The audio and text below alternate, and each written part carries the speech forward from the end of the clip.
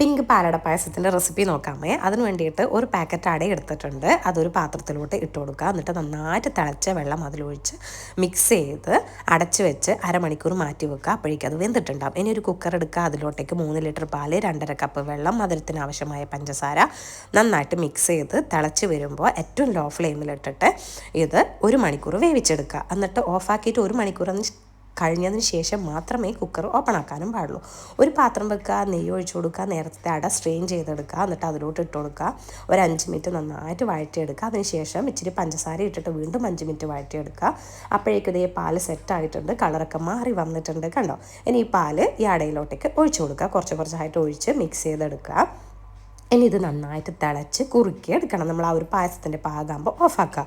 പിന്നെ ഏലക്കാപ്പൊടിയും നെയ്യും വേണമെങ്കിൽ മാത്രം ഇട്ട് കൊടുത്താൽ മതി. ഞാൻ ഇട്ടിട്ടുണ്ട്. അപ്പോൾ വളരെ എളുപ്പത്തിൽ ഉണ്ടാക്കാൻ പറ്റിയ നല്ലൊരു പിങ്ക് പാലട പായസത്തിൻ്റെ റെസിപ്പി ഒന്ന് ട്രൈ ചെയ്യണേ.